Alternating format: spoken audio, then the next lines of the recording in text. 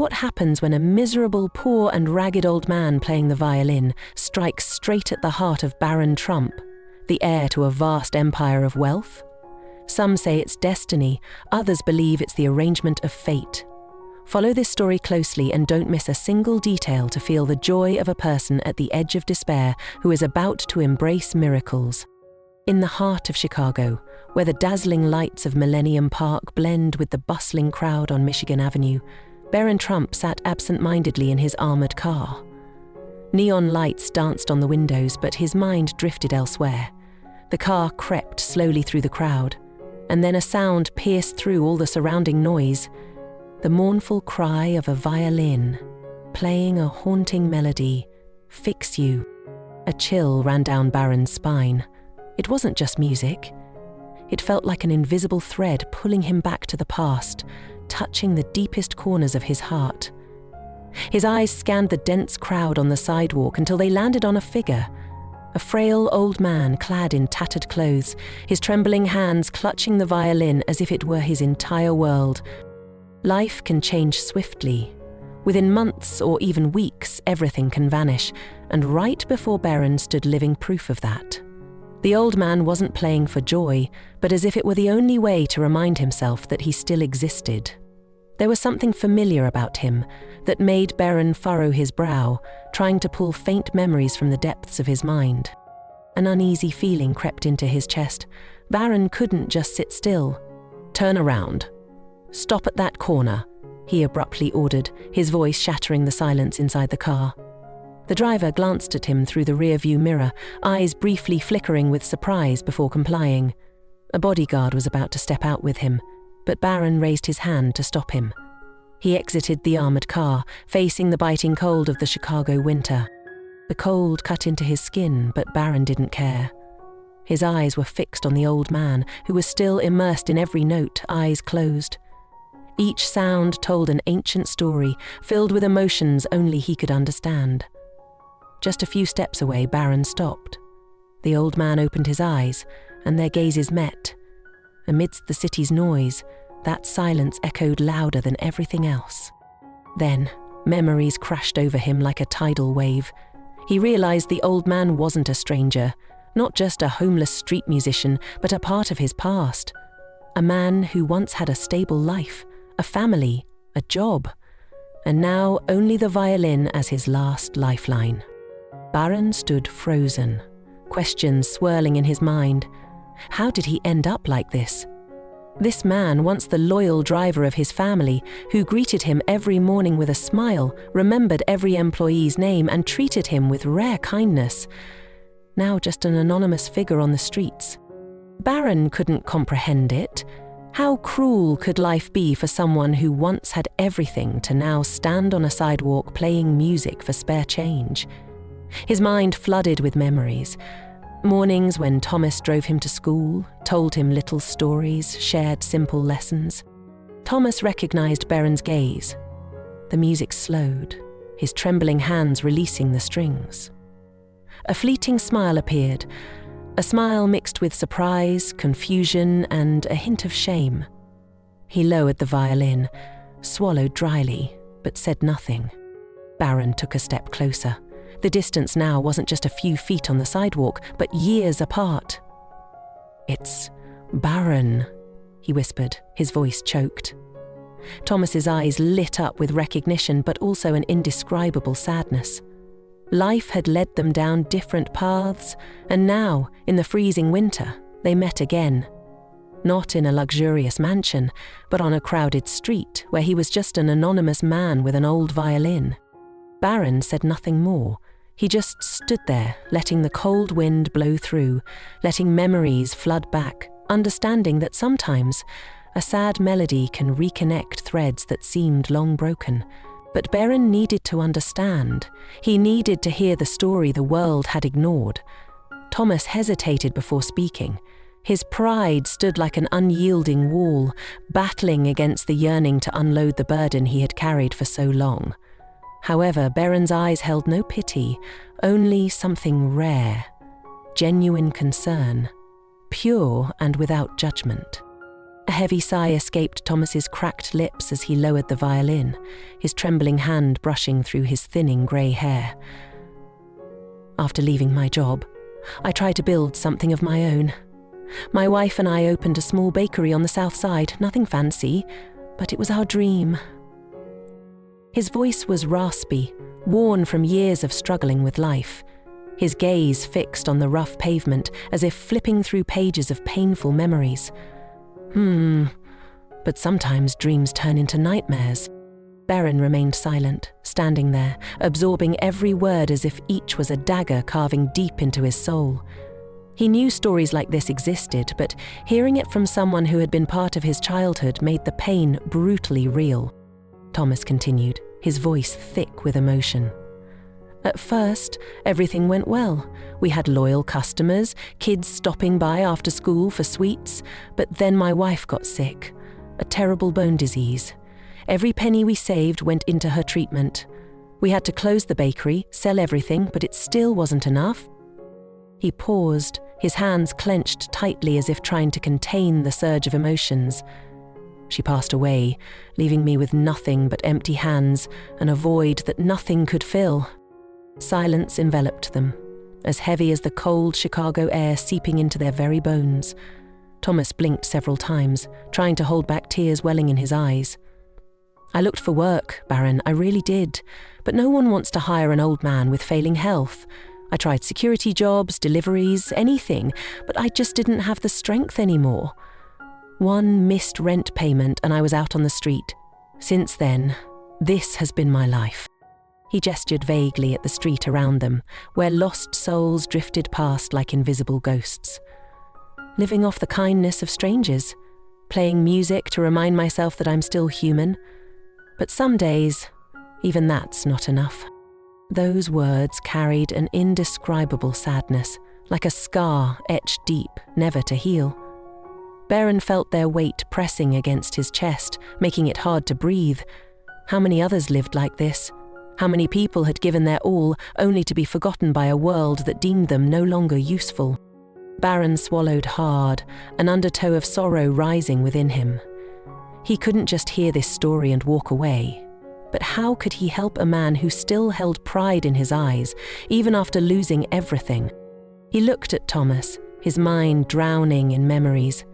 He recalled the mornings Thomas drove him to school, sharing simple yet meaningful stories.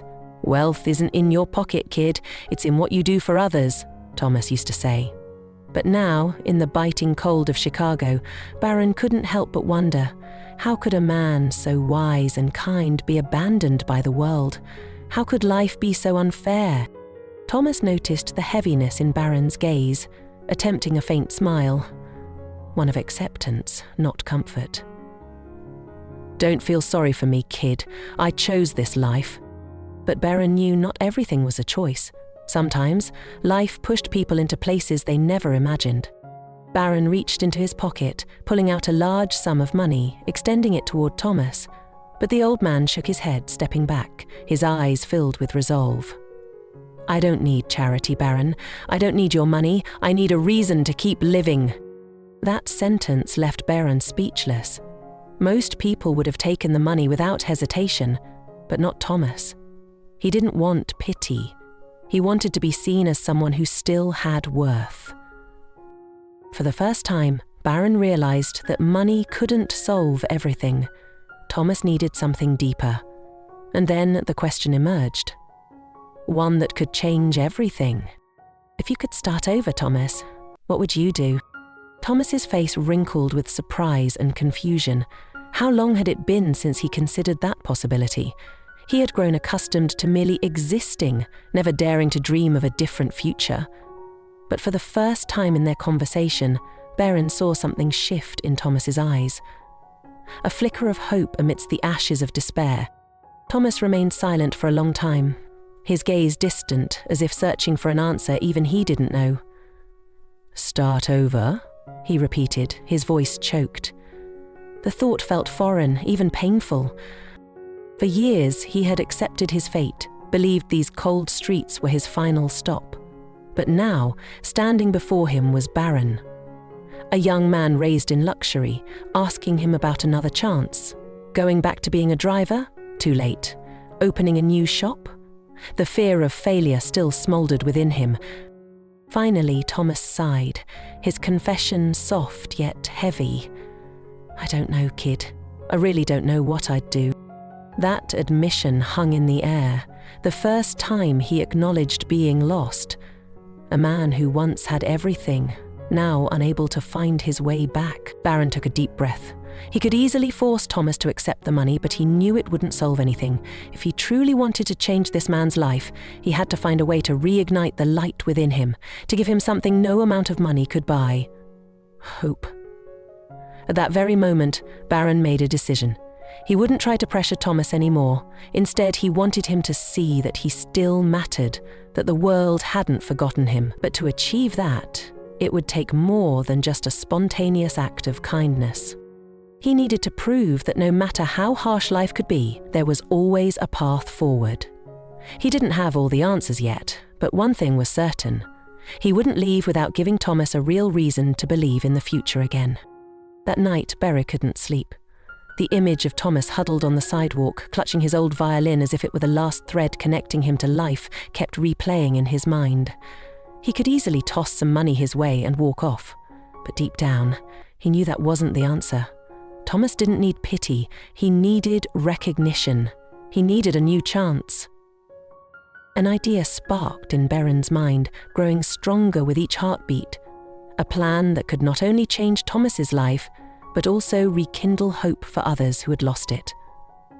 The next morning, Barron called a close friend who managed a small chain of restaurants and shared Thomas's story. He didn't just want to find him a place to stay, he wanted to help him rebuild his life, a fresh start. A small business Thomas could call his own. His friend, moved by the story, agreed without hesitation. Within hours, Barron secured a small space in the Pilsen neighborhood, a place that was once part of Thomas's memories. Ironically, it wasn't far from the site of his old bakery. It felt as if fate was quietly opening a new door. But before sharing this surprise, Barron went back to find Thomas. He was still there, playing melancholy notes amidst the rushing crowd, as if the outside world didn't care. But to Barron, everything had changed. Barron sat beside him, determination shining in his eyes. "You once said you didn't know what you'd do if given a second chance." Barron spoke softly. "So I decided to help you find the answer." Thomas looked up, his eyes filled with surprise and doubt. Barron smiled, extending his hand. "Come with me. There's something I want you to see." Thomas hesitated for a moment, but there was something in Barron's voice that he couldn't refuse. When they stopped in front of the new shop in Pilsen, Thomas froze. A shiny sign hung overhead, Second Chance Café. His throat tightened, his hands unconsciously trembling. For years, he thought he had hit rock bottom, that his life had closed like an old book. But now, a new chapter had unexpectedly opened before him. "Me," Thomas whispered, his voice choked as he tried to suppress a wave of emotions. Barron placed a firm hand on his shoulder, his gaze unwavering. "Because life can knock you down, but only you decide whether to get back up. I'm just here to help you see that path." In the months that followed, the Pilsen neighborhood grew livelier with the presence of Second Chance Café. The aroma of freshly brewed coffee and warm pastries wafted through the small street, blending with the city's bustling life. Thomas stood behind the counter, wearing a simple apron, but his eyes sparkled with a joy he thought he had lost years ago. He laughed, chatted with customers, feeling the warmth spreading from his own heart. This wasn't just a cafe.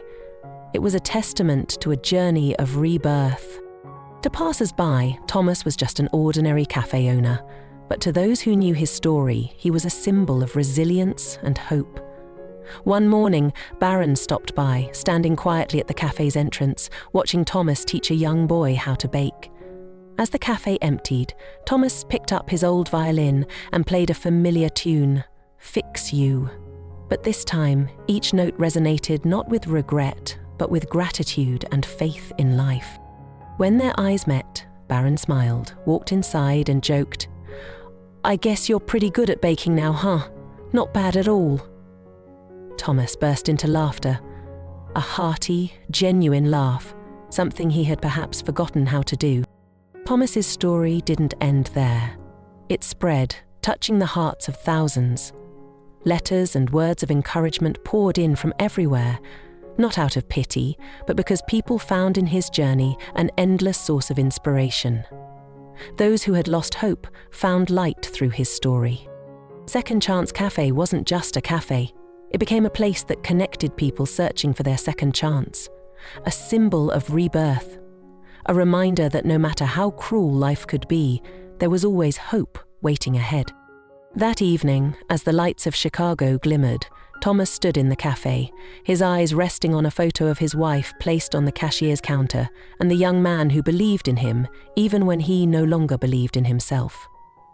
He picked up his violin, gently touching the strings, letting the sound drift out the window, rising into the night, as a reminder that with faith and an outstretched hand, every lost soul can find their way. If this story has touched your heart, we'd love for you to share its message by liking and sharing it with your friends, helping us reach our first milestone of 1,000 subscribers, which means the world to us and allows us to create more meaningful stories for you. Don't forget to share your thoughts about the story and let us know which city you're watching from. Thank you for your support, and we'll see you in our next story.